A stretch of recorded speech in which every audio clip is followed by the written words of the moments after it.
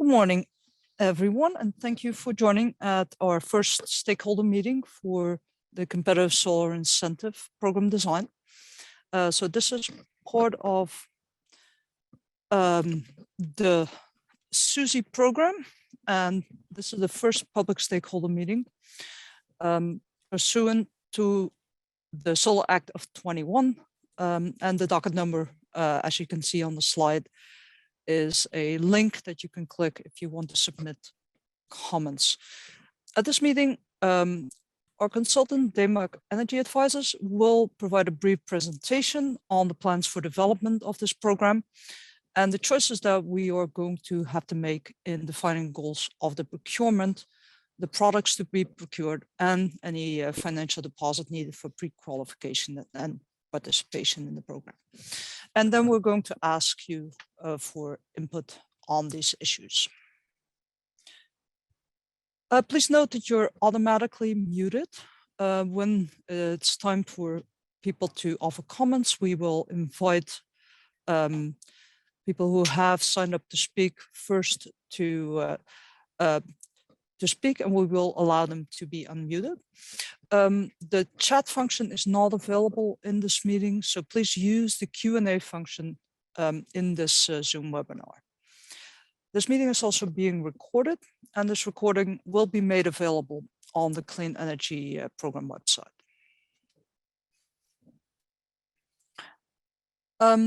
So as a legal disclaimer, please note that this presentation is provided for informational purposes only, and it should not be taken to represent the views of the New Jersey Board of Public Utilities, its commissioners, or the state of New Jersey. So this is a staff-led meeting. Please be aware that any information presented is subject to change if there are changes to New Jersey statutes, rules, or policies. And to that extent, all viewers are responsible for ensuring that they rely only on the current legal authority regarding the matters covered in this presentation.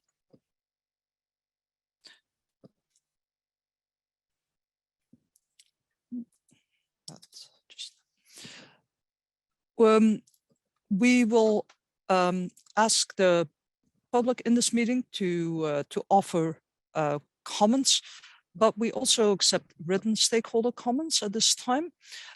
In this phase of the proceedings, the deadline for comments is going to be 14 days after this meeting on December the 14th. And you can submit these comments directly to the docket as listed here. Please note that the comments are considered public documents for purpose of the State Open Public Records Act. And if there's any confidential information that you want to share, should be submitted in accordance with the procedures. And you can also submit comments to the Secretary of the Board at the address listed on this slide. As an agenda for today, we'll ask the team to introduce themselves. Then we'll review the background of the proceedings, and we'll go into the current project, Competitive Solar Incentive Program Design. We'll talk a little bit about the project schedule, the next steps, and any ways that stakeholders can provide input further on into the proceedings. Today, we're going to focus on getting input to help staff further define what is being purchased. We also want to talk about pre-qualification and participation requirements, as well as the mechanisms that the subsidy will be provided. And then we'll once again talk about how to submit comments, and we will then open the floor up for the public comments. A little bit back, as an introductions to start off, my name is Veronique Omen, and I work for the Board of Public Utilities and in its staff as a project manager for renewable energy. And I'm leading the project to design the Competitive Solar Incentive Program. And I'm going to give the floor to Ariane. Good morning, everyone.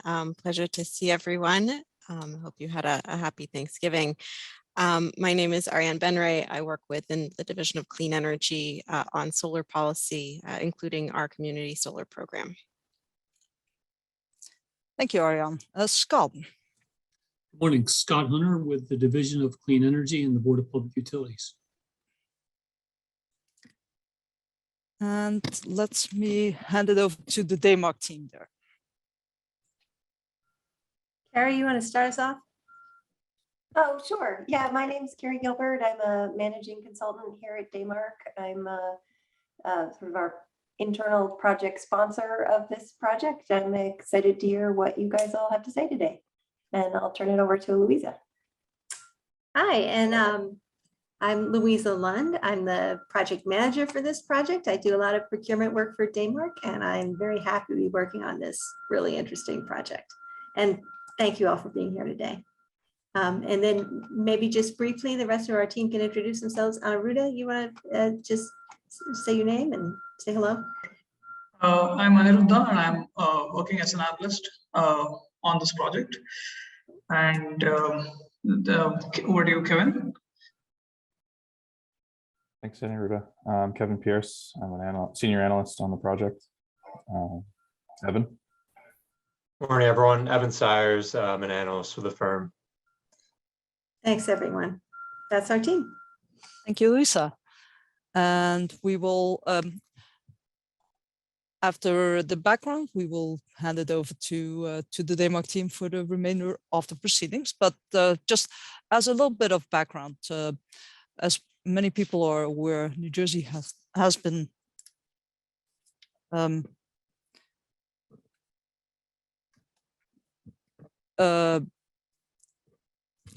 a long time, had a long history of promoting solar, and in the Clean Energy Act of 2018, the long-standing SREC program was directed to be closed when the state would reach the milestone of 5.1 kilowatt hours of solar electric power generation.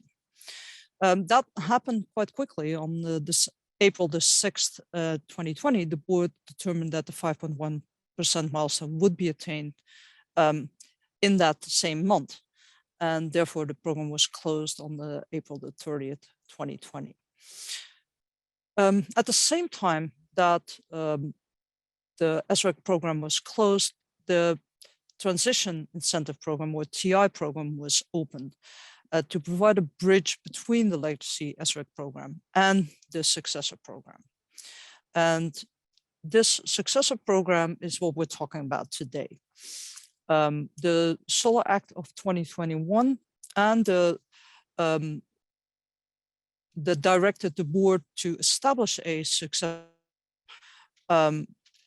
for the development of at least 3,750 megawatts of new solar power to be generated by 2026. The solar SUSI program will serve as a new permanent solar program for providing solar incentives.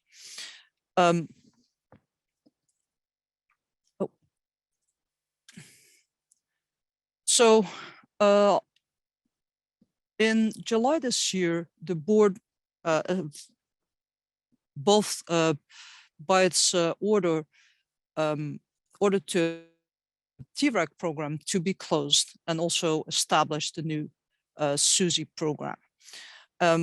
The board has opened the administratively determined incentive program, which is actually in the legislation called the Small Solar Facilities Program for registrations. This administratively determined incentive program covers all net metered residential solar installations, as well as net metered commercial solar installations of 5 megawatts or below. And it offers a temporary program for grid supply solar installations previously covered under the subsection T.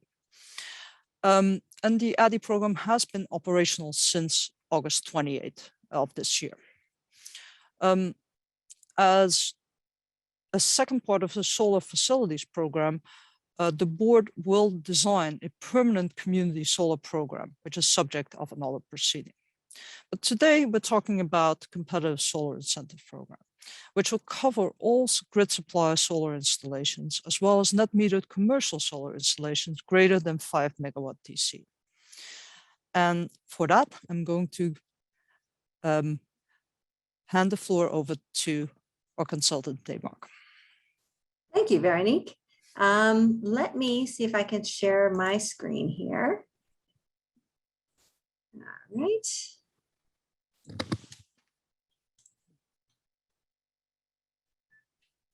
Is everyone seeing the right, Veronique, are you seeing the correct slides?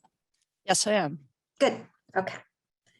So thank you again, everyone, for being here. I'm just gonna give a quick overview of the program design rules that we're operating within, talk about some of the areas we're hoping to get input in, and give an overview of the timeline. And then I'm gonna hand it over to my colleague, Carrie, who's gonna talk a little more detail about where we're really hoping to get input today.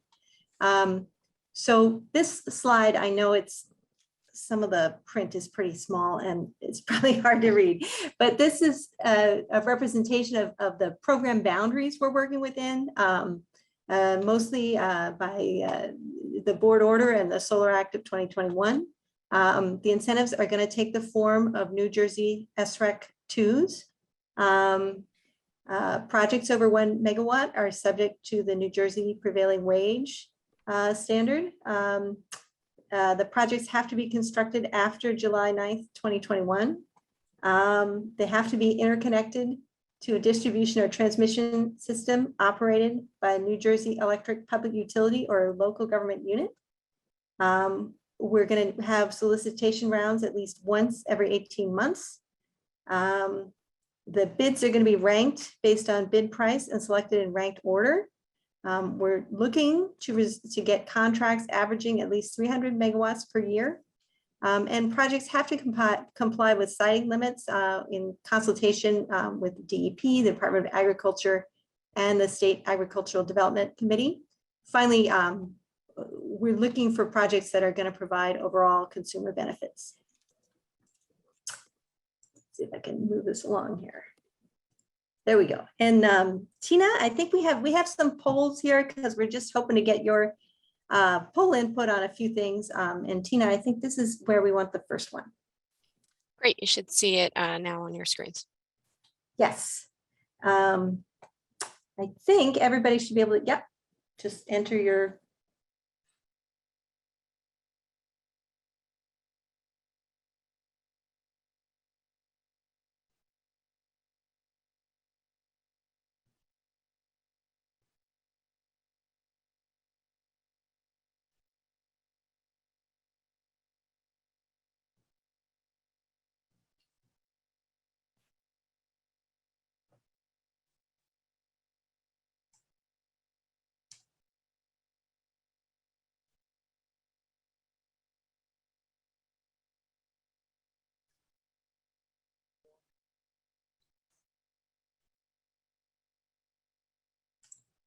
Okay.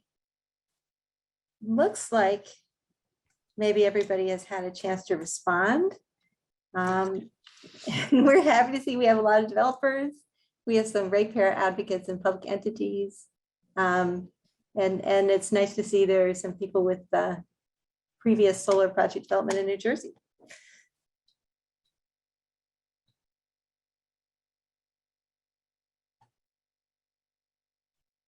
Tina, yeah, I think when you're ready, we can probably keep going. Okay, go ahead. Okay.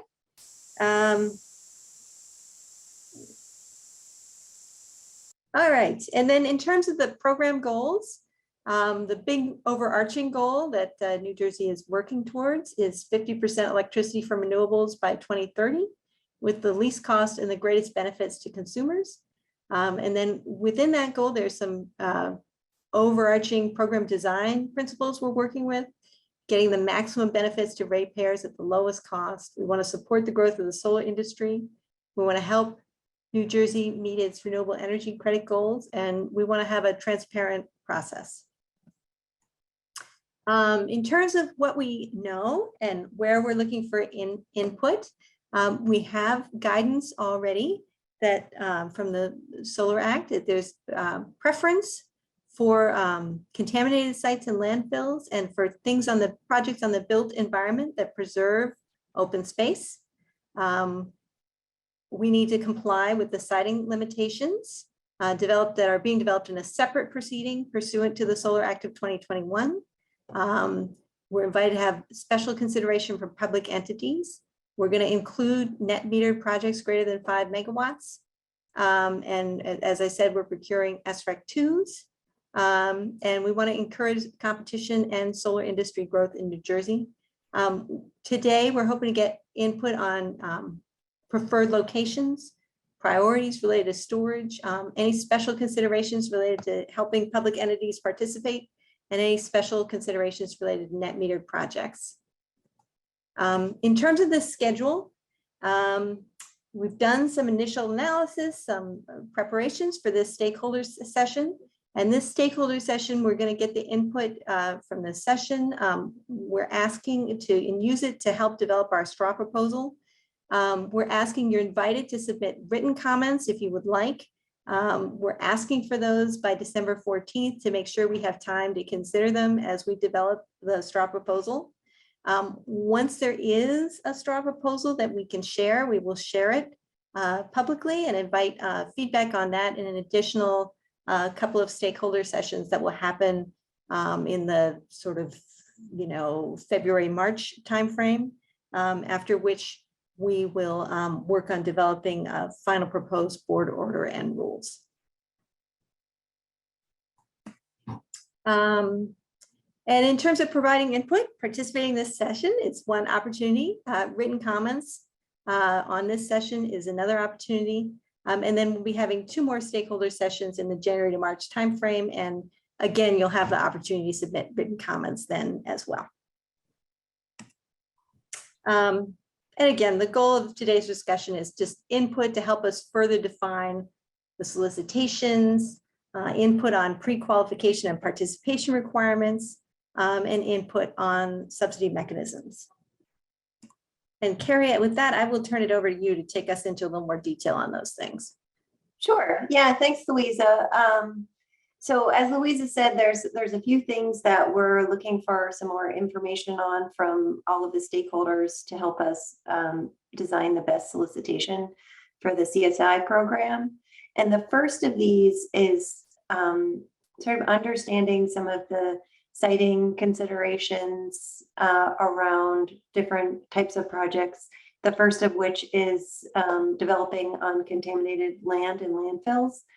And as Louisa mentioned earlier, we know that there's a preference in New Jersey for developing on sort of previously disturbed lands, but we wanted to understand some of the particulars of developing on contaminated land and landfills, like how is the development timeline different than maybe a greenfield project? Are there additional costs? What kind of information could you provide on the environmental benefits that might help us figure out a ceiling for additional costs? You can go to the next one, Louisa. And then similarly, we wanted to understand what some of the development differences for building a project on the built environment, so a rooftop project, how that might be different from a greenfield project or maybe even a landfill project. Is the development same kind of questions as the contaminated land and landfill? Is your timeline different? Do you have additional costs? Or just any information about the types of sites that you're looking at. We can go to the next one. Oh, and we have another poll. Okay, coming up.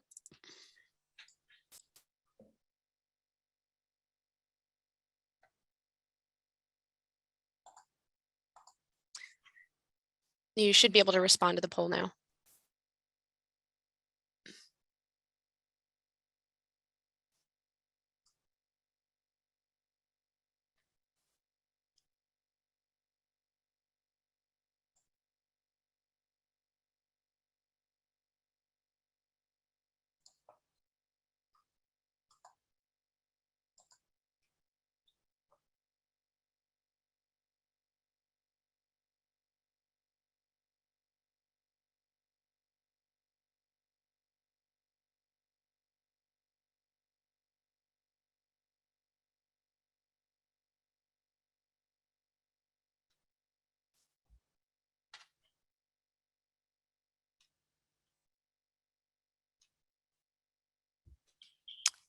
Okay, we seem to have completed the poll here.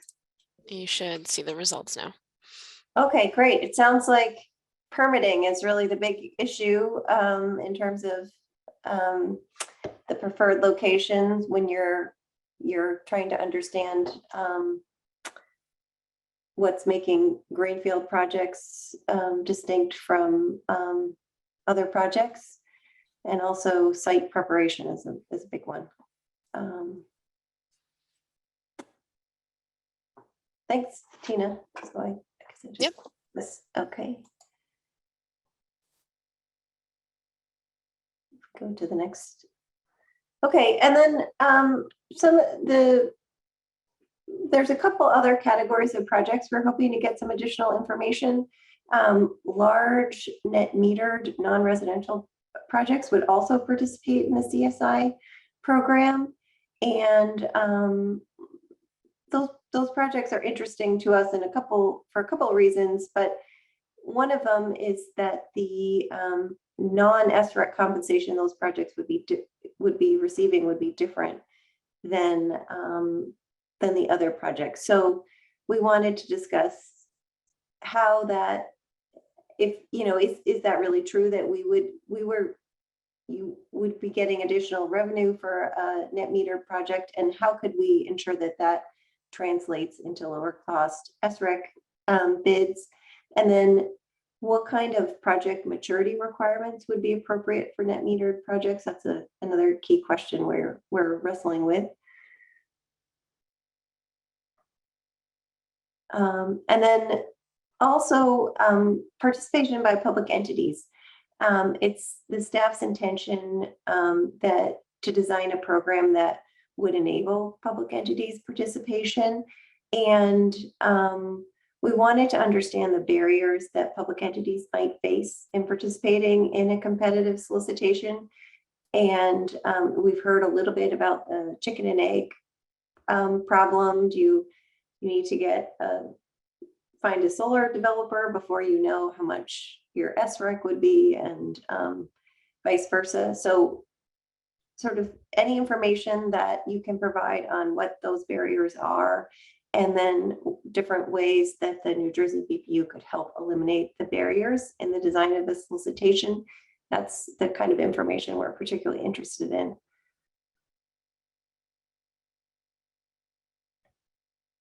And then here we're getting into that second, I think second category that Louisa originally talked about, which is we're trying to figure out the sort of the right level of pre-qualification to require to participate in a solicitation.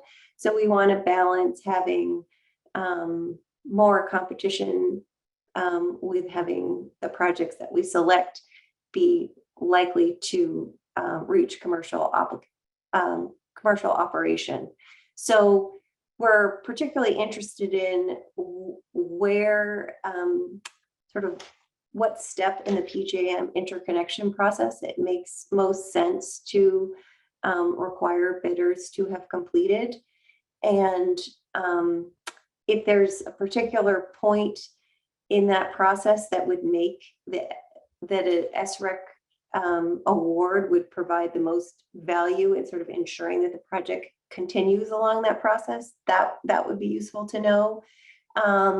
And also what, if you have thoughts about some of the other maturity measures, like what level of site control makes most sense to be required before participating in the solicitation.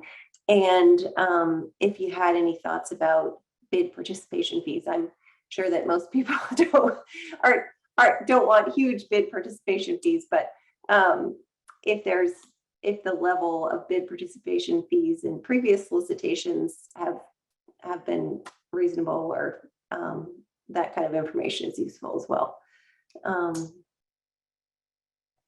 Okay, we can go to the next, and we have 2 more polls.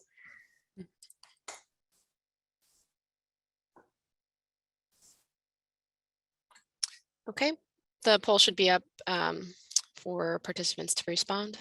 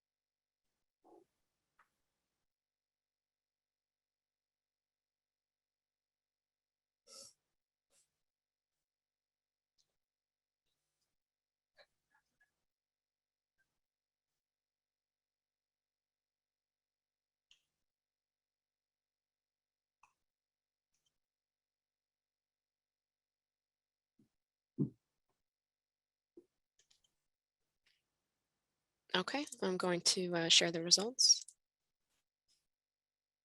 Okay, thanks, Tina. It looks like the majority found that both project maturity requirements and a financial deposit were good, helped ensure a good balance between viable projects and competition in the solicitation. So thank you. Okay. I'm going to open up the next poll.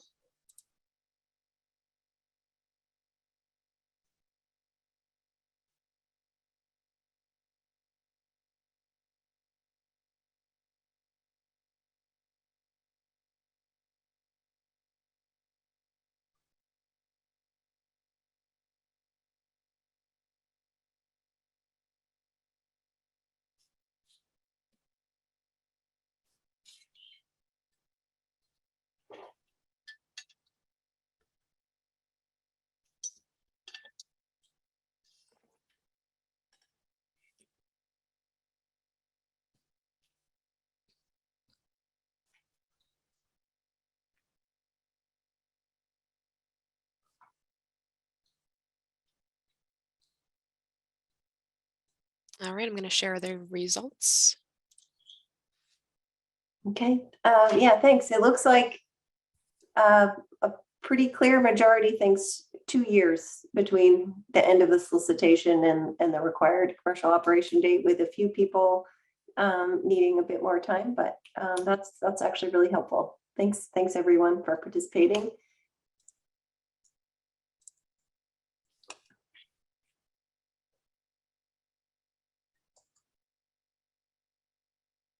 Okay, so now we're just, I think Veronique has already shared all this information, but just a quick reminder that the deadline for comments, if you want to file written comments, is 2 weeks from today on December 14th.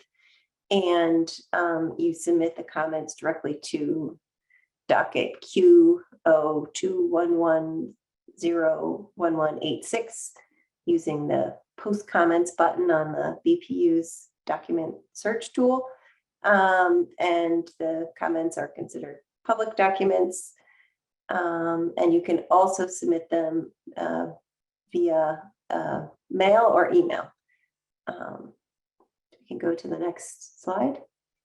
And so now we're going to go right into our stakeholder comment period. So each person is going to have 5 minutes to speak. And we will post the next 5 speakers in the chat and then call on speakers in order. And if your name is not shown, like this would be if you dialed in on your phone versus connecting via your computer on Zoom, then you would need to raise your hand when it is your turn to speak so that we can call on you. We have these phone controls for participants. So if you need to raise your hand on your phone, you press, looks like you press *9, and you can toggle mute and unmute on your phone with *6. And so we're going to go through first, we're going to start with a pre-registered speakers list. But after that's over, we will invite anyone else who wants to speak to raise your hand to speak. And just to let you know that we're planning to take a 15-minute break at 1 p.m., assuming we're not done with all the speakers. Okay, hi, my name is Tina. I'm with the board's communications office. I will be calling on speakers and unmuting you when it's time to speak. First up, we'll have Sarah Steindel, and after that, Jean Fox.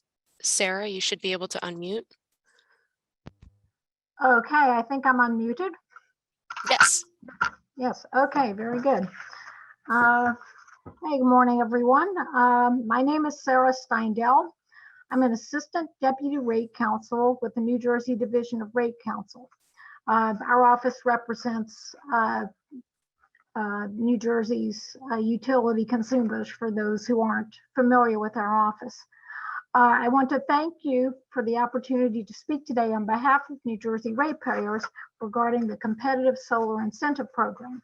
I will be presenting some preliminary comments today. Our office will be submitting more detailed written comments by the December 14th, 2021 deadline.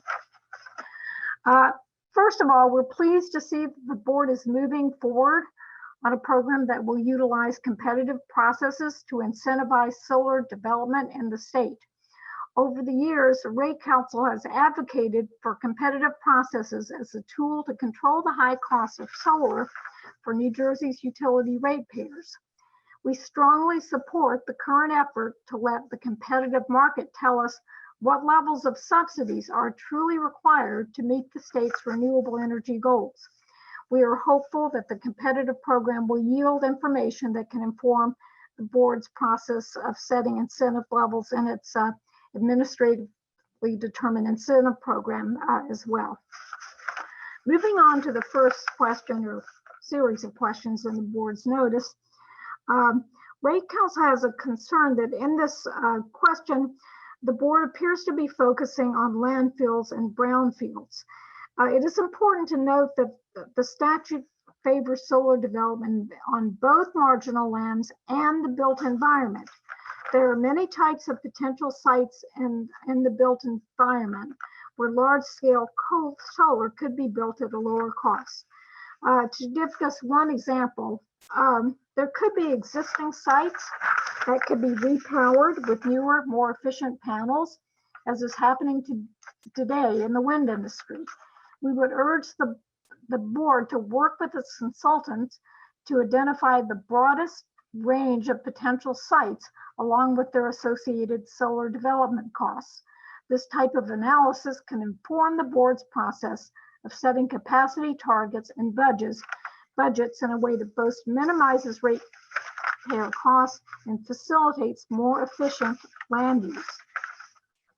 Also, the notice document says that staff intends to use, quote, some form of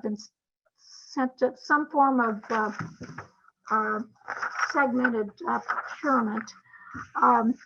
Staff doesn't, on just a second, what did they say? Staff doesn't specify what they mean by some form of incentive, but we would discourage the use of adders. You know, we wouldn't recommend that the board try to analyze costs the way they've done in developing the administratively determined program. To the extent there need to be targets for specific types of installations, the board can specify different tranches or segments and let the market determine what the costs are instead of trying to, you know, figure out the costs administratively. If the board is considering adders based on some kind of administrative determination of cost, then this program will be more of a modification of the administratively determined program than a truly competitive program. A key benefit of the competitive program is that the board does not have to try to figure out the appropriate level of incentives based on incomplete information about developer cost structures. Instead, the board should work with its consultant to structure the process so that incentives can be determined through a robust competitive process. We do suggest the board look at the SREC financing programs that were implemented by 3 of the EDCs, ACE, JCP&L, and Rockland. In those programs, the EDCs entered into long-term agreements to purchase SRECs from solar developers, which were selected through competitive solicitations. In these solicitations, there were different segments with target capacities, but the board retained the discretion to reject bids that were not competitive. And for one of the segments for smaller projects, there was a segment for smaller projects which were anticipated to be more expensive. So that target was defined in part as aspirational so that the board could look at the costs in deciding whether to accept bids up to the full targeted capacity. Also, in deciding on segments, it's important for the board to consider the full range of types of potential sites and their associated costs. There needs to be a balance. Greater set-asides for more expensive types of installations mean higher per megawatt cost to ratepayers and therefore less solar that can be developed within a given budget. There's also a question in the notice about whether contaminated land in landfills need special consideration with regard to commercial operation dates. It's not clear what kind of special considerations staff has in mind, but we would encourage caution here. These types of projects should be able to specify their commercial operation date, just like other projects. If there needs to be some flexibility, then there should be a clear definition of what types of flexibility is needed and why. You don't want to have a situation where a project can extend its commercial operation date indefinitely. Moving on to question 2, whether net metering provides the benefits, it's likely to be reflected in lower costs. And Rate Council's answer to that question is yes. The additional subsidy that results from net metering should be reflected in bid prices for SRECs for net meter projects if there is robust competition. When the bids come in, they need to be evaluated to assure that the bids reflect this additional benefit. Also, in considering the bids for these types of projects, the board should keep in mind that the net metering credits are part of the total cost of these projects, which are ultimately paid by ratepayers. Okay, question 3 asks about the barriers for public entities.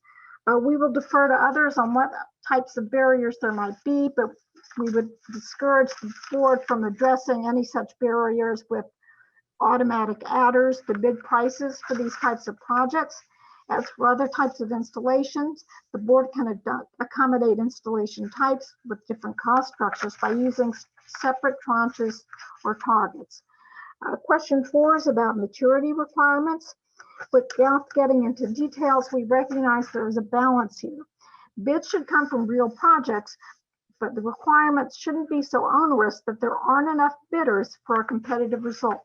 We urge the board to work with its consultant to assure that maturity requirements are consistent with robust competition. There was a specific question on application fees. We think fees are reasonable, but they should be based on actual costs. There was a mention of the NYSERDA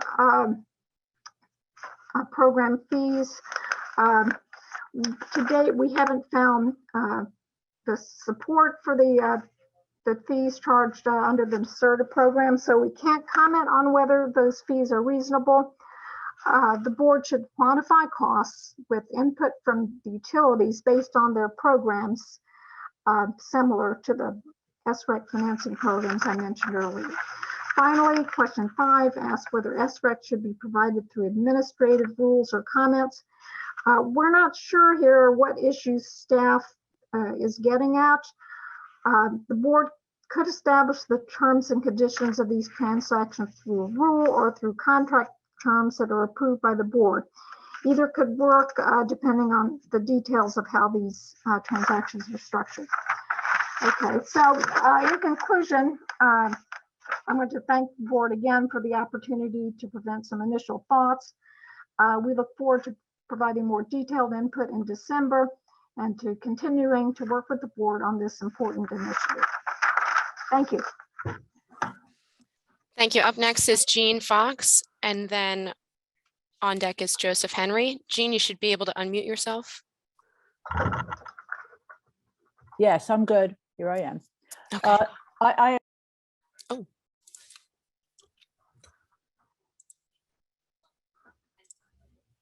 Jean, sorry, we lost you there for a second. Let me do it again. Okay, can you hear me now? Yes, thank you. Good. I feel like that guy on TV. Thank you. I'm grateful for you having this hearing, and I want to commend the board and especially the staff for everything that's been done over the last several years. I am thrilled, mostly for our, I know Ariana and Scott quite well, and I think the board has been, I always say the board has been hiring really well, and I'm really thrilled with the new project manager for renewables. And a lot of other positions. Anyway, for the consultants primarily, and for the project manager, I worked at the BPU for 10 years as a staff person, as a civil servant, and ended up as a director of the Water and Sewer Division and then the chief of staff. But For 10 years that I worked at DEP as deputy commissioner and commissioner, and then at EPA as regional administrator, 10 years in environmental.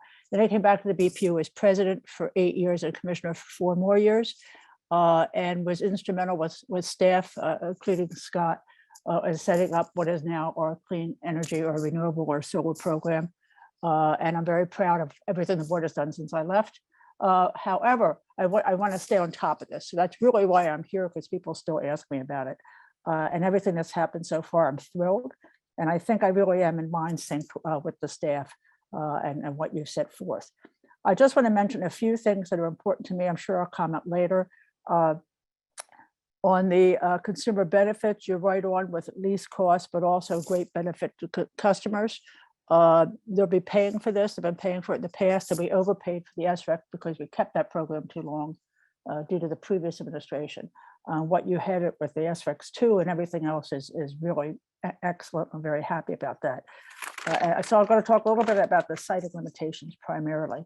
You probably all know this, but New Jersey is the most densely populated state in the country. We have been since the late 1970s. We always vote for green acres and farmland preservation on our ballots routinely. And that's because we want to keep the open space left that we have, be it forested, be it wetlands, or be it open green fields and farms. So it's really important to us, particularly, we don't have big spaces like a lot of our sister neighboring states or like New York or Pennsylvania to keep that space. Therefore, the board has been continually targeting existing, as you call it, the built environment over open space, hands down, all the time. And it's been consistent for the last 20 years. I really think the brownfields and the landfills are more costly, but a number of them are municipal. Therefore, it would be helpful to those municipalities or counties to do them. I initially personally was against solar or landfills because they are so expensive, because you have to build a structure within landfill, based on when I was at EPA with the big landfill in Staten Island. But have changed that mind based on what's happening over the last 10 years in New Jersey. Brownfields are really a great location because you can do community solar, but you can also do other solar, and that's really typically near where homeowners are. They have different standards for cleaning them up if you're using it a brownfield or Superfund site for that matter. Putting them on parking lots, solar on parking lots, is a win-win. It prevents, in a number of locations have done that for the last 20 years, keeps snow and rain off the cars, etc. It also is a built environment, but it's much easier to put on that than on, say, a landfill or a brownfill. Also on parking garages. And we have garages and parking lots all over the state, and it's usually near a place where they need electricity. So that makes a lot of sense because it'll be not traveling far on the lines with line loss. So we have some of the considerations for the agricultural area that we're not going to get into now, but that makes some sense for certain crops, et cetera, et cetera. But really greatly prefer over open space on built environments, whether it's on parking garages or buildings, on whatever, it makes a lot of sense. Also with the public entities, our taxes, as people know, are quite high due to local property taxes. So working with our counties and our municipalities, but also state facilities, makes a heck of a lot of sense. I would suggest that staff or the consultants talk to the currently existing, the municipalities and counties that now have solar, talk to them about what their problems were, how things could be changed in that, working with them from their past experience makes some sense. And also probably talking to the League of Municipalities, their green, some of the green teams like Sustainable Princeton, or a couple of the other towns, Maplewood, who have done a lot in this area. Finally, I just want to say that regarding energy storage, the BPU has had so much on its plate the last 4 years, and I commend them for doing so much with so few staff, even though they have been allowed to hire more staff. Energy storage we're behind on, and I think solar plus storage is something that anybody, I have solar on both my place in Brigantine and in New Brunswick. when the next Sandy comes along, myself as well as other homeowners and small commercial industrial people would really like to now use the smart inverters which are available to be able to maintain some kind of electricity in our home. And I really think the board needs to focus now, and this could be a part of it, on matching the small solar with the energy storage, maybe as a pilot within what you're moving forward with to see how it works out. So that's basically all I have to say. I just continue to do the great work you're doing. I'm very proud of the Clean Energy Program and the commissioners of the BPU. Thank you. Up next, we have Joe Henry. Joe, you should be able to unmute. And after Joe, we'll have Catherine Smolinski. Hi there, this is Joe Henry. Can you hear me? Yes. Great, thank you so much. Appreciate the opportunity to make a couple of comments here, and I'll keep it very short. I wanted to reinforce the comments that Jean just made regarding the different cost structures, different sites. Brownfield siting is very different than open green fields, and that likewise is also very different from a rooftop. And it's very important to understand what incentives those projects actually require and not use a one size fits all or one timeline fits all for those different projects. I wanted to draw a little bit on my own experience working with market solutions. Back in 1999 and 2000, I ran the electric procurement group for Pacific Gas and Electric in San Francisco and had a front row seat on the unintended consequences of poorly designed markets. I think here, hopefully we've all learned from many of those lessons of the past and can look forward to a better outcome. But I wanted to underscore just how important it is to be thoughtful about how the market is designed here, or how you intend to use these market and competitive forces. It's exceedingly important to discourage speculation in markets. It doesn't help in this kind of procurement, and it can be very damaging and distracting. So using discretionary permits as a prerequisite for participation seems entirely reasonable. Conditional use permits can destroy many projects. You might go even further to look at interconnection requirements, pre-apps as a minimum. Ideally, a system impact study will also tell you whether a project is viable or not, and not have to wait months and months for something to go through. And application fees, those are almost always a good idea to have to help pay for the administration, to have professional administration of the program and not put that on the board staff. And then finally, performance deposits. Performance deposits tend to suck the speculation right out of a market. Knowing that you have a non-refundable deposit helps focus a developer. It ensures that if it's a substantial and meaningful deposit, it ensures that their financiers have been over the proposed project to make sure that it's actually viable and has a chance to go forward and produce what it's promising to produce. So those are just some early comments in this. I appreciate the opportunity and looking forward to working with Daymark and the other stakeholders here as we go through the process. Thanks so much. Thank you, Joe. I'm not sure if I missed it, but can you please just identify the company or organization you're speaking on behalf of? Of course, it's Dimension Renewable Energy. Thank you. And that's just a reminder to all of our other speakers today. Please, when you state your name, identify the company you're speaking on behalf of. So next up, we will have Catherine Smolinski, and on deck is Bruce Burkett. And Catherine, you should be able to unmute yourself now. Hi, can you hear me? Yes. Okay, thank you so much. Thanks for the opportunity to share public comments today. I'm Catherine Smolinski. I'm the Director of Policy and Strategy for Ameresco. Ameresco is a leading independent provider of comprehensive energy services, renewable energy and energy efficiency solutions for businesses and organizations throughout North America and Europe. An integral part of our business is solar development. We own assets and operate and maintain them long term. We develop a range of different customized solar projects, from landfills to carports and rooftops to agrivoltaics. And we work with a diverse group of customers from public entities, C&I, community solar, and utilities. We'd like to share brief comments today with more detailed written comments to follow to answer the question on alternative siting options for consideration. So in light of the recently passed legislation to create a dual-use agriculture pilot now being considered by the BPU, we would like to propose that the BPU consider incorporating agrivoltaics into the successor program for 3 main reasons. First of all, agrivoltaics provides numerous benefits to farmland and the environment, including increasing, maintaining, and in some cases, increasing crop production and renewable energy production, which provides multiplicative benefits.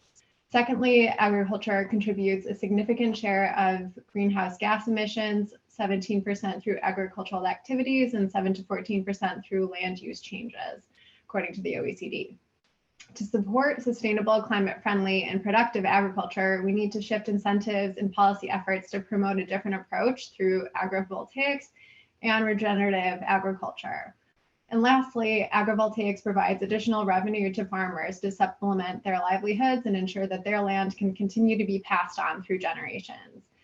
So that being said, we'd like to propose 2 separate incentive structures for 2 categories of farmland.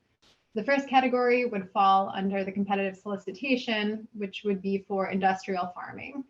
So that's the consideration of large-scale commodity crops and livestock grazing. We propose to have a separate tranche in the competitive solicitation for similar projects to compete in a separate solicitation category. And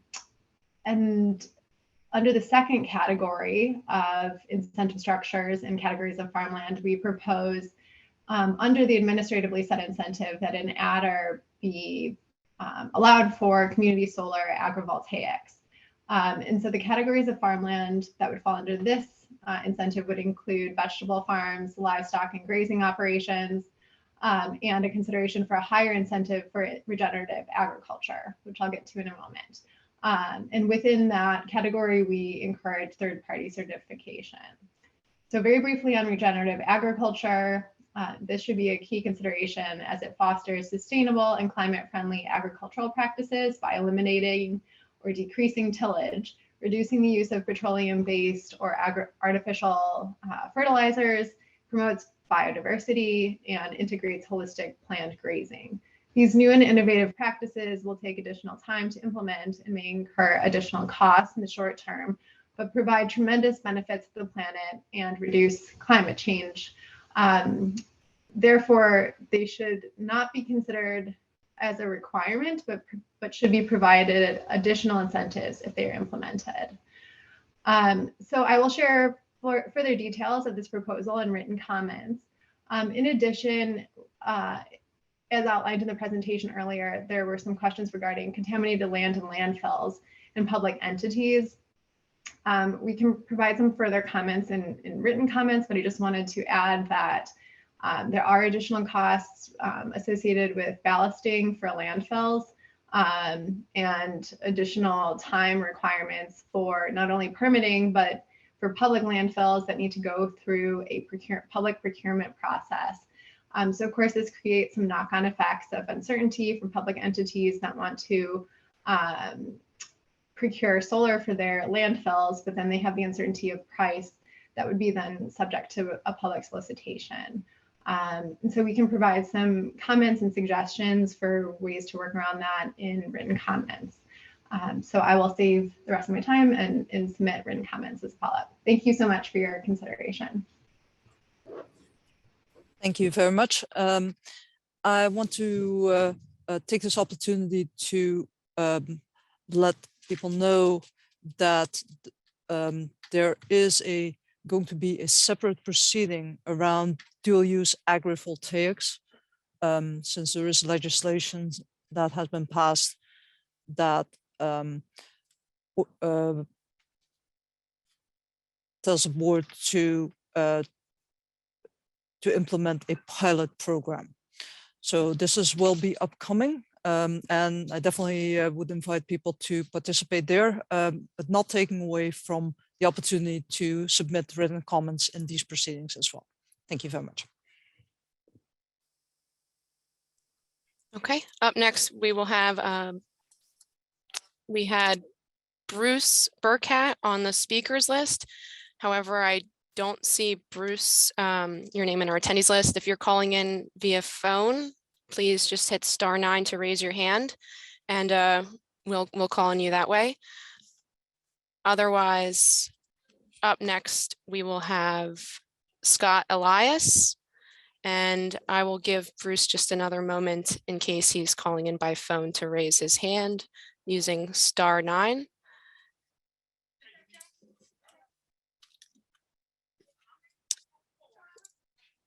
Since I'm not seeing him, we're going to move on, and Scott Elias will be our next speaker, and after Scott will be Fred DeSantis. Scott, you should be able to unmute yourself. Hey, do you hear me? Yes. Great. Thank you, Scott Elias. I'm with the Solar Energy Industries Association, which is the national trade association for the U.S. solar industry, and we have more than 45 member companies located in New Jersey, and then many more national firms conducting business in the state and that are interested in participating in the competitive solar incentive.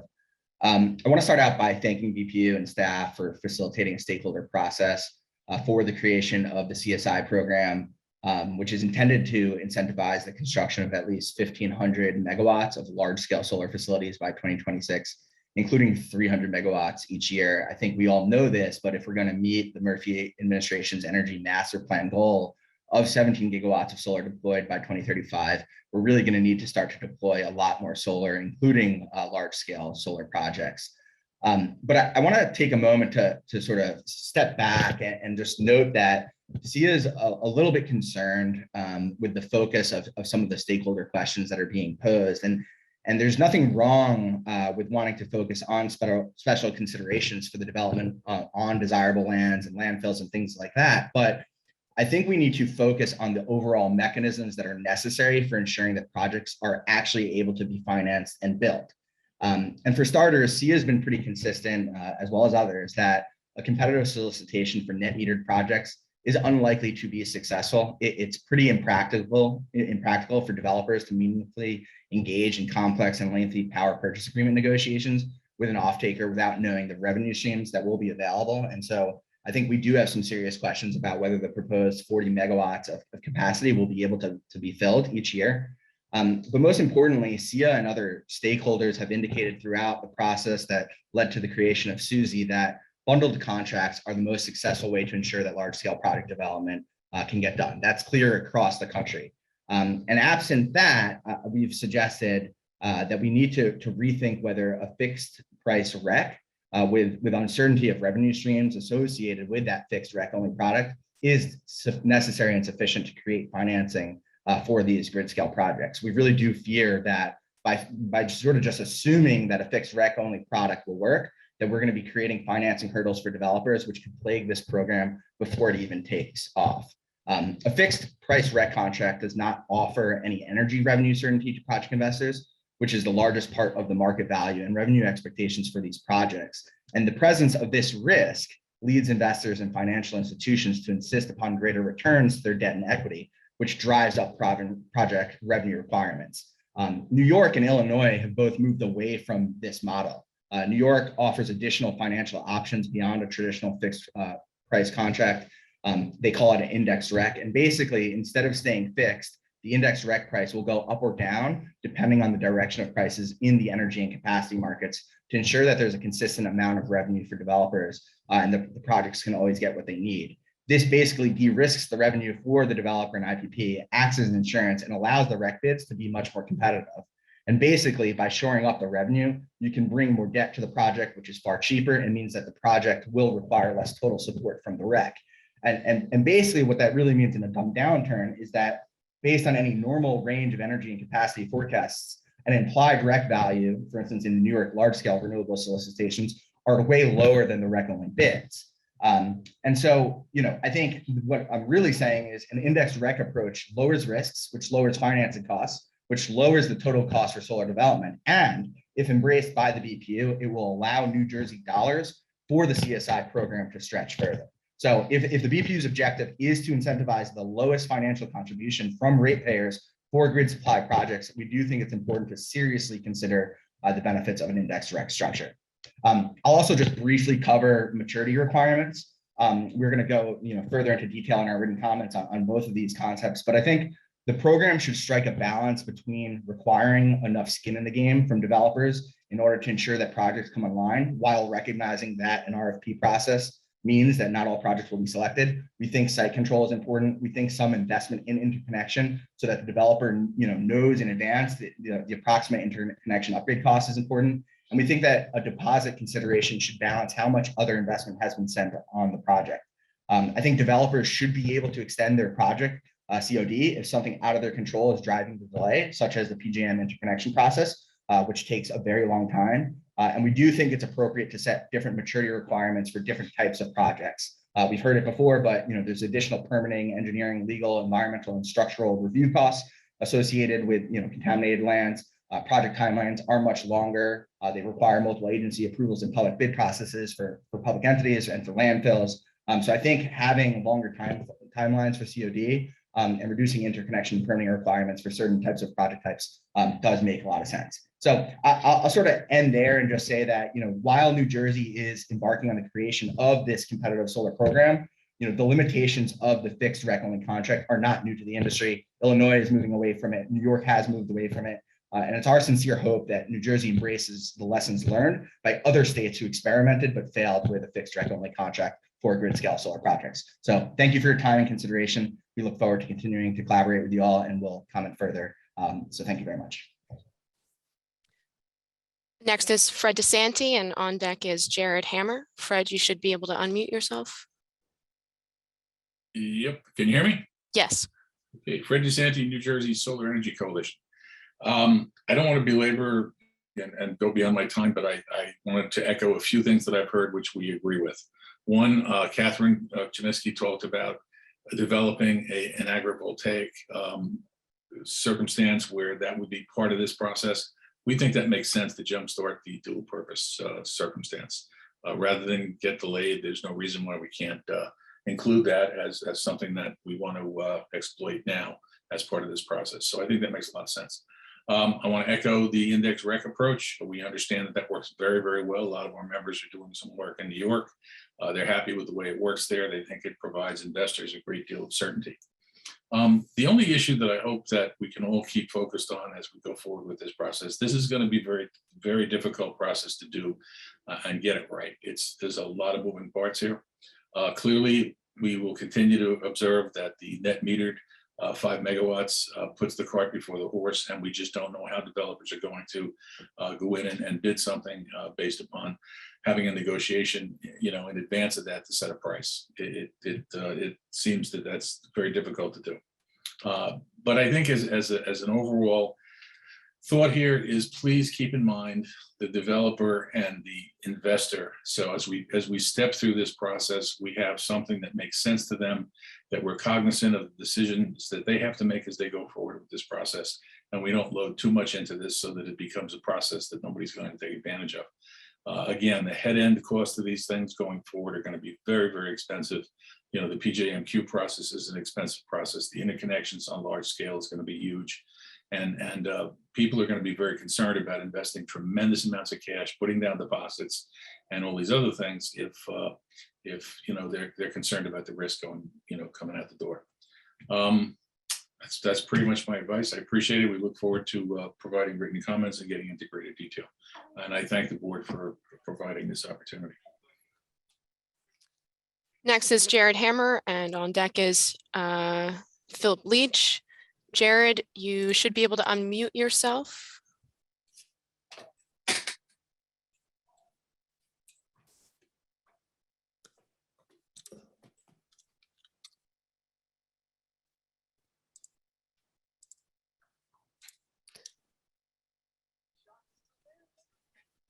Hey, can you guys hear me? Yes, thank you. All right, great, thanks. Good afternoon, Jared Hammer. I'm with RIC Energy.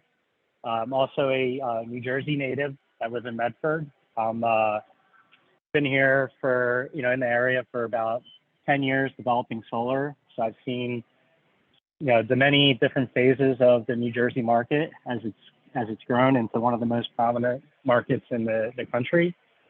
commend all the work that the BPU's done to date, and looking forward to continuing that growth.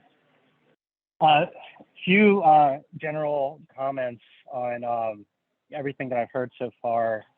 It seems like there's a lot of focus on brownfields and the built environment. And you know, my read of the Solar Act is that, you know, that those siting limitations are more relevant for community solar, but less relevant for the competitive solicitation. And what I mean is, you know, the legislation clearly prescribes limitations for the competitive auction process, but it does not specifically provide a preferred, any language that denotes that there would be a preference for siting on a brownfield or on a rooftop or a carport per se for the competitive process. And so I think that, you know, that should be treated a little bit differently here. I think the idea, in my interpretation of the intent of the competitive solicitation, is that it's meant to create an avenue for large projects to move forward and get incentives. And a lot of those projects are likely going to be grid tied. There's going to be some larger net metered ones. And the legislation clearly identifies a way to rank the projects within certain categories. And so I don't think we should lose sight of that, and that, you know, those categories should be created not by preferential siting, but by market segment, whether it's net metered or if it's grid tied. And then also for system size, because system size has a tremendous impact on the viability and economics of a project. I think that's pretty clear, a clear way to do it. It's less complicated. And then you have the limitations that are already prescribed within the Solar Act that, you know, only allow a certain number of projects on prime farmland up to a certain, you know, percentage, and not having any projects in the Pine Barrens or Green Acres. And so, you know, I think the limitations are already there, and I don't think we need to focus too much on building the program to, you know, to prefer any of those other projects over ones that could be located on farmland and could be great projects that are well received within the communities that they're developed and provide low cost renewable energy to the state to meet its ambitious goals. So with that being said, the 300 megawatts per year that's prescribed in the Solar Act, I just want to make it clear that that's the minimum and not the ceiling. Same with having a solicitation at least every 18 months. That's the max time between, not the minimum. My recommendation would be that you go above 300 and more frequently than 18 months. These projects take a while to develop, and I think that you're going to see a huge turnout. 300 megawatts is just a drop in the bucket of water, and you could do a lot more than that. I also think that there should be a mechanism that increases the capacity for subsequent solicitation rounds that would be based on the participation in each current year. Having something like that established, and that also would be aggressive, would send a clear signal to the market and increase the competition and drive down the cost. And I also recommend including in that mechanism some consideration for the high and low bid thresholds that is also identified or recommended within the Solar Act. I also want to recommend that for interconnection, maturity requirements are extremely important. I think that was something that was overlooked for community solar. It should not be overlooked for the competitive process, especially with PJM. There's a lot that can happen throughout, you know, the system impact study and even the facility study. And so I recommend having projects that get accepted and awarded capacity are as far as along advanced through the process as possible for, you know, that's relevant to each project, because obviously you're going to have a different process for a net metered project than you would with a grid supply project. Yeah, so that's all I have. Thanks for the time. Next, we have on our pre-registered speakers list is Phillips Leach, but I do not see you logged into Zoom. So if you've joined by phone, please dial *9 so you can raise your hand to identify yourself. Otherwise, I'll be calling on our next two speakers, which will be Joseph Cortez and Eric Millard. And for anyone that did not pre-register to speak, you can raise your hand to speak once we've gotten through our pre-registered list. So I'm not seeing anyone raising their hand to be Phillips Leach. I'm going to call on Joseph Cortez. Joe, you should be able to unmute yourself. Okay. Full disclosures, we are focused only on community solar, but we have observed and tried to participate in the original SREC 1 program over the years. And so my comments are basically general overview comments. I think that a competitive program is at this stage in New Jersey's solar life even necessary. Historically, the same folks who benefited from the SREC 1 program are currently the ones who are going to submit bids in the competitive program. And what I mean by that is they have profited from extremely high SREC values over the years. In terms of the economics on a project by project basis, the larger the project, the greater the probability that a firm can defray its various costs. And so I believe that the most efficient firms will end up winning the bids in the competitive program. And finally, it's really more of a question. Is the BPU taking into consideration the goals and structure of the competitive program versus the community solar program in particular? Because really the beneficiaries of each of those programs are very different. And so the rules should reflect, of each program should reflect these differences.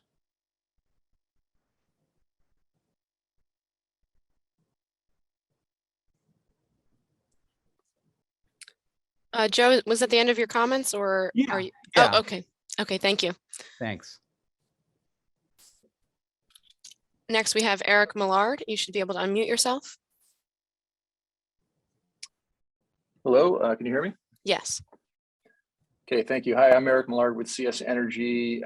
We're based here in Edison, New Jersey. We're one of the top solar companies in the US with a significant focus here in our home state. I want to thank staff at the PPU for all the hard work that goes into planning and facilitating these stakeholder engagement processes. You guys putting a lot of work in. You got a lot of things happening in parallel, so we appreciate your continued engagement on this. We're looking forward to continue to support you through this process. I've got a few things I wanted to talk about, so I'll just dive into it. So first, we think it's really important that we distinguish between different types of projects in the preferred siting category.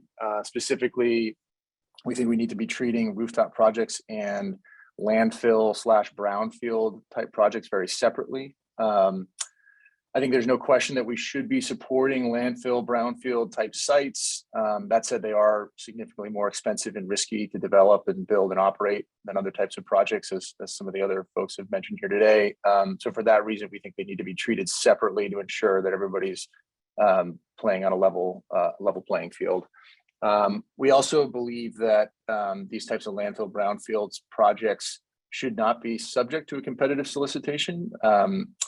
Similar to the comment made by somebody else earlier around the impracticability of doing a competitive solicitation on net metering projects, we think it's a similar kind of situation here. You know, in order to develop one of these landfill projects, you need to spend a lot of money and time on the site to determine whether it's even viable for solar. And it's going to be hard for developers, I think, to take those risks and spend that money and time unless there's a clearly established incentive that they know they're going to receive if they are successful in developing the site. And my fear is that if we don't establish a clear and known incentive for these types of projects, it's going to significantly limit the number of these projects that are actually going to happen and that will actually participate in the program. And it's going to prevent New Jersey from achieving its goals, because there's a lot of these types of sites around New Jersey that would really benefit from solar, and that would obviously count towards our goals here. And like, I think you can see how this is played out in other states. Like we've talked a lot about New York here with their NYSERDA large scale solicitation. And as of today, we don't see any landfill projects or brownfield projects participating in their grid scale program in New York because it doesn't provide the necessary certainty for those types of projects. So all the projects we're seeing in that solicitation are effectively greenfield sites. So that's the first comment just around that preferred siting category. Secondly, I completely agree with Scott at SIA about trying to work on a bundled incentive structure instead of a fixed structure. You know, it de-risks revenues for developers, reduces the cost of capital, and therefore will reduce, you know, costs of ratepayers. You know, we think that we should seriously consider the merits of like an index rec type program similar to what is happening in New York. We think it's a win for everybody involved. Third, we think that setting a relatively high bar for project maturity requirements is extremely important. And we also think that a robust financial security requirement is also important. We definitely understand that you need to make sure there's enough competition in the process. But on the other hand, you can't set the bar too low because you're going to risk that awards are going to be given to projects that will fail or to projects that are going to be significantly delayed. So again, like, I hate to keep going back to New York here, but they're sort of the closest corollary to what we're doing here today. You know, since they first introduced their large scale program in 2017, they've continued to increase project maturity requirements and tweak those requirements and also the financial commitments to try to reduce project attrition. So we think that, you know, among the most important maturity requirements, we think site control is an obvious one and an easy one to measure. We also think that there's a couple that, well, site controls first. Second one is interconnection. We think that's really, really important. And I think that staff should definitely be paying attention to the revised queue design process that's happening in PJM right now, if they're not already. That may create some significant delays. That could make it really hard for projects to comply with like a 2-year timeline from solicitation to COD. So I think that there needs to be some serious thought put into that. And then two others that I haven't seen a lot of text on here in New Jersey, but that I think are really important. One would be local stakeholder engagement. So there should be the developer should be demonstrating that they're engaged with the local community, specifically on, you know, projects that are going to be ground mounted or, you know, sited in partnership with the community. And then secondly, developers should be required to demonstrate that there's a clear path to obtain the permits that are necessary for the project in order to be able to participate in the solicitation. So those are my comments. Appreciate your time.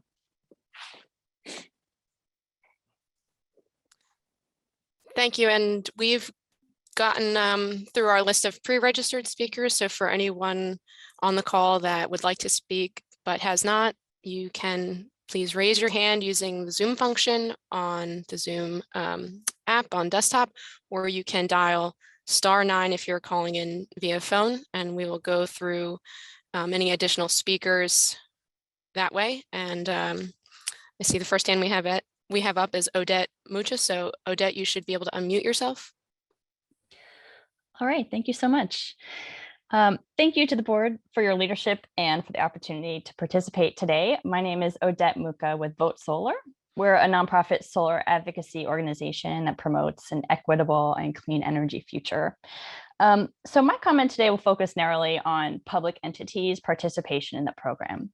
And one of the main barriers we see from public entities is simply a lack of staff and personnel capacity to take on big projects.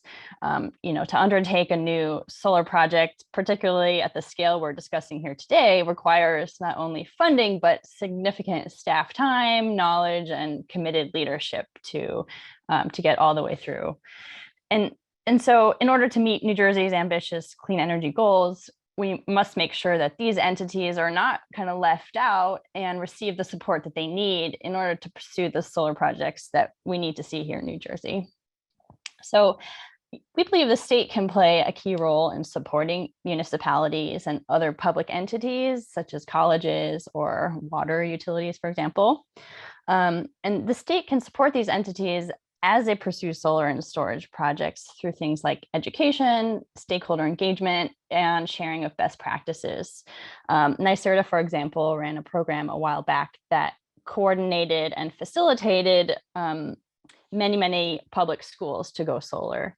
And the state didn't provide funding through that program, but simply facilitated, provided information, education, and support to the staff and the decision makers at the schools. So the federal infrastructure bill that recently passed has made significant sums of funding available to both states and local governments, specifically through the State Energy Program and the Energy Efficiency and Conservation Block Grant Program. So this is an opportunity to use these funds to support such efforts. In addition, in its current form, the Build Back Better Act currently includes a provision that would allow non-taxable entities, such as cities and tribes and schools, to directly benefit from the solar investment tax credit. And so if that bill passes, we would see a major opportunity for public entities to pursue and own and directly benefit from more clean energy projects. And so, in some cases, these entities may have the space for large projects that we're discussing here today, but there may also be a really big opportunity for smaller net metered projects as well. So that's the main point we have today. We would love to see the state to support municipalities and other public entities to pursue solar in the future. Thanks again for the opportunity to provide comments here today. We appreciate the time. Okay, the next speaker we'll call on is Zach Meyer. And as a reminder, this is your chance to raise your hand if you wish to make comments during the stakeholder meeting. Zach, you should be able to unmute yourself. Hi, can you hear me? Yes. Okay, yeah, I'm going to keep this brief. I just wanted to chime in and second a lot of folks who are advocating for index recs. They're a great way to provide certainty to a project and get the most bang for the buck from the government and ratepayer side. The certainty itself, although maybe hard to quantify, is valuable and has a value unto itself. So just chiming in here to support the index rec concept. Zach, can you let us know what organization you represent? Oh, yes, with Soltage. Thank you. Thank you.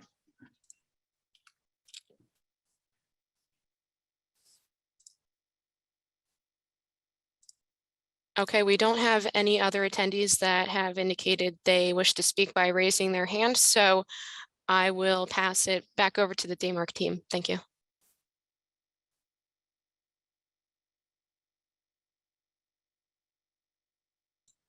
Thanks. And thank you everybody for those thoughtful comments. We have been taking notes and appreciate them and are looking forward to your written follow-up.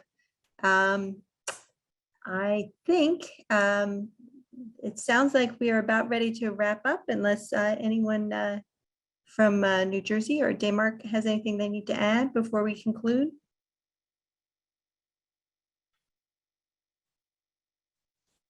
No, I was just going to echo your thanks, Louisa, to all the stakeholders for speaking today. We really appreciate the feedback and comments.